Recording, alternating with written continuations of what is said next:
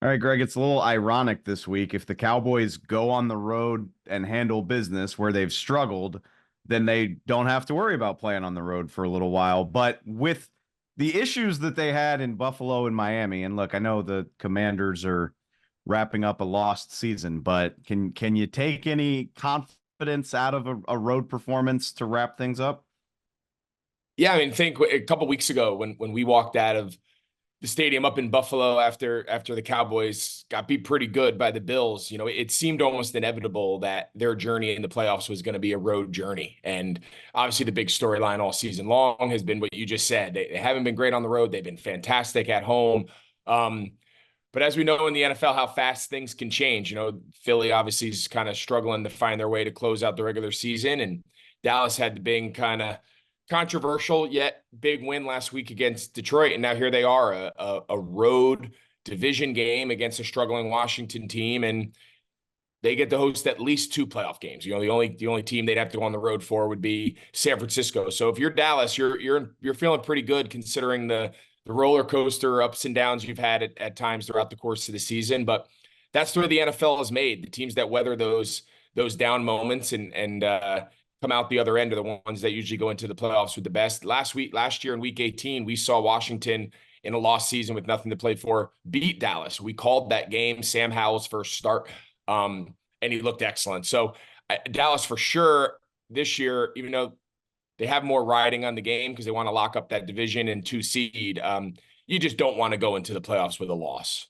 So it was a controversial ending, and I get why we are talking about it. It's definitely worth talking about, but I do think the way the Lions game ended was a bummer in that it overshadowed what I thought was a phenomenal night from Dak Prescott.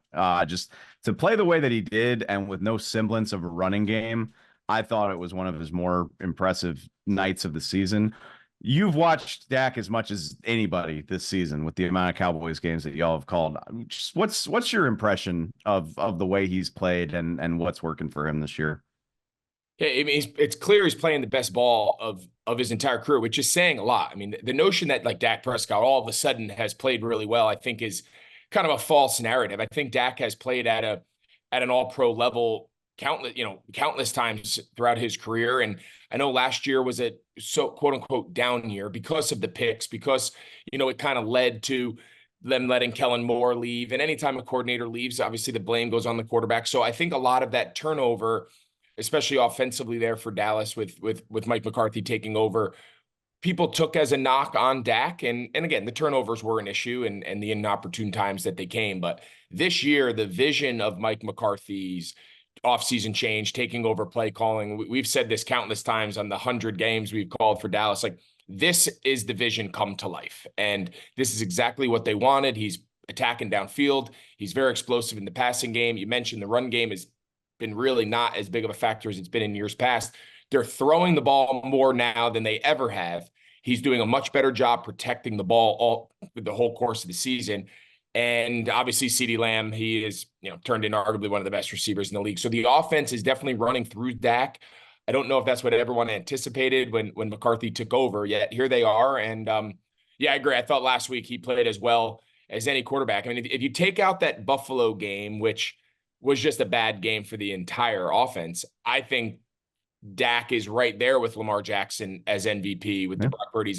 For whatever reason, people are holding that Buffalo loss against Dak, which I guess is kind of the nature. It's like they're doing with Purdy for the Ravens game. So I guess everyone waits for every quarterback to have their less than ideal game, and that person gets eliminated from the MVP race. It's kind of silly, but Dak's been an MVP caliber quarterback throughout the entire course of the year.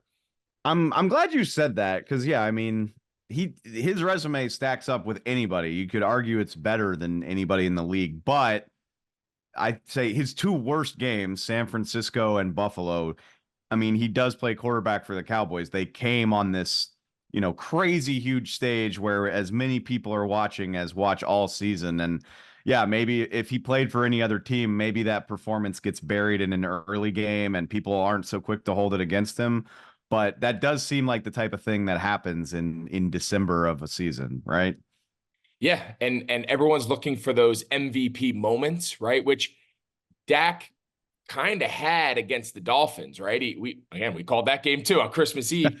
Dak takes them down, a game that was kind of a fun game, but kind of a sloppy game. They're fumbling on the 1 yard line. It was just both teams were not overly sharp yet. It was close. And if Dallas's defense gets a stop there at the end, Dak has his, quote unquote MVP moment. So, everyone's looking for those signature moments, those signature wins, but just as much, especially when you're the quarterback of the Cowboys, they're also looking to find those signature losses and those negative moments that they can kind of cling to your resume and say, okay, this is why this guy has now been excluded from the race. And, fair or unfair, I would argue unfair, but nonetheless, that's the reality of the world that we live in. It's a hot take moment. It's everyone wants to, make their opinion is shaped in the moment, as opposed to really taking a step back and looking at the totality of the body of work. We don't do that anymore.